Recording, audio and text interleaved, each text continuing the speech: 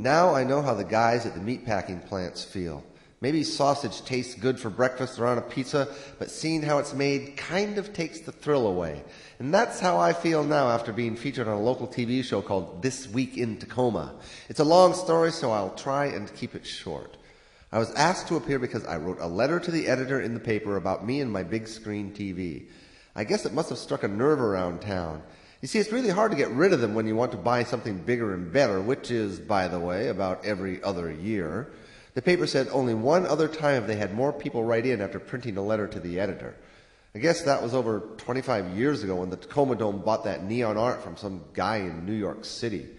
Boy, did all hell break loose when that went down. I still remember it. I thought they were going to declare martial law in the streets. Anyway, back to me and what was I thinking about going on that stupid TV show. Okay, this is what happened. So, how does it feel to be, like, famous? I don't know. It's kind of weird when even the cable guy driving by the house gives you the thumbs up, you know. I'm talking to clip guys, too, and I'm on Comcast. Wow, you're, like, seriously a rock star, you know? I was almost famous once, too. Huh? My squirrel, Biffy, got Best in Show at the Puyallup Fair when I was in 7th grade. We got a picture in the Pierce County Herald.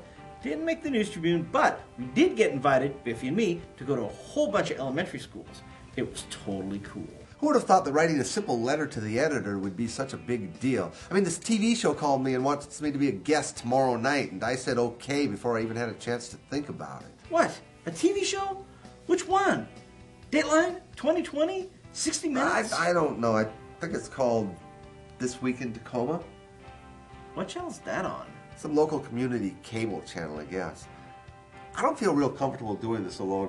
Do you think you might want to go with me for moral support? Me? On TV? What? Dude, that would be totally awesome. I'll pick you up on the way about 6:30. Man, this could be my break. You know I always wanted to be on Biggest Loser. This could get my toe in the door.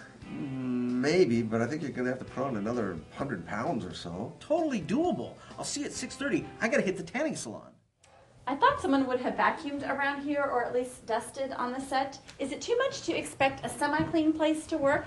You must be Steve. I'm Annette, the host of This Week in Tacoma. Steve Lewis, and this is my good friend Mike. I was wondering if it's okay if he sits in with us. I own a big screen too. That is if 27 inches counts as a big screen. I guess that would be fine. We're going to need another mic. Hey, can I take a smoke break first? I haven't had a cigarette in 3 hours. We are on the air in 30 seconds, so maybe later. Thank you, George. Okay, places, everyone.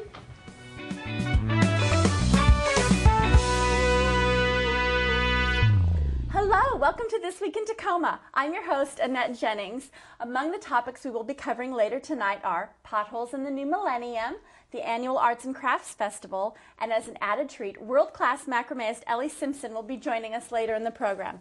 But now, let me introduce our first guest, Steve Lewis. I'm sure you're all familiar with his recent letter to the editor regarding the disposal of big screen TVs in Tacoma.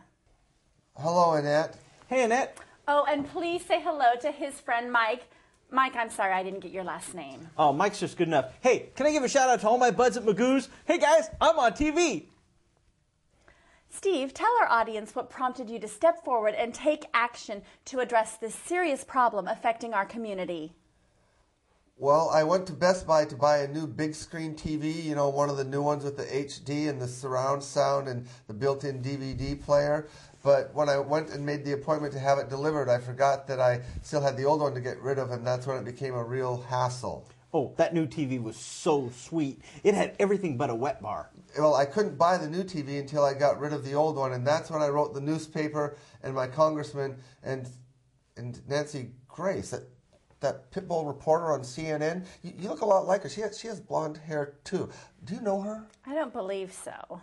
I must say, this is another example of how direct citizen involvement at the community level can change our world. Steve, has this problem been resolved? No, I still can't get rid of that damn thing. I wanted to blow it up, you know, use a bunch of M80s, but Steve here was afraid of the fireworks ban in the city.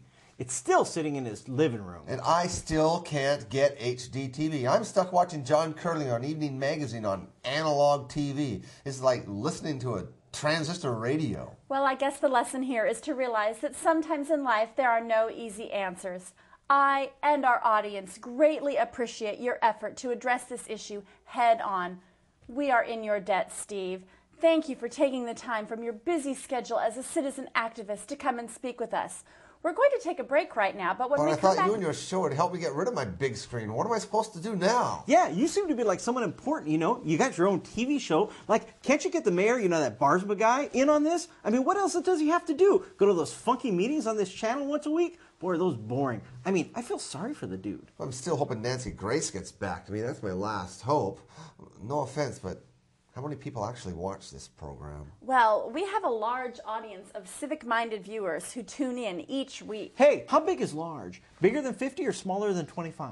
We're going to take that break right now, but don't go away. We'll be right back to discuss that important issue of potholes in our community. Nancy Grace, if you're watching, call me. I'm in the book. She's kind of hot, but kind of scary. It did get sort of ugly after we were done with the interview. Her staff, well, okay, George, the chain-smoking camera guy, threw us out immediately after we were done.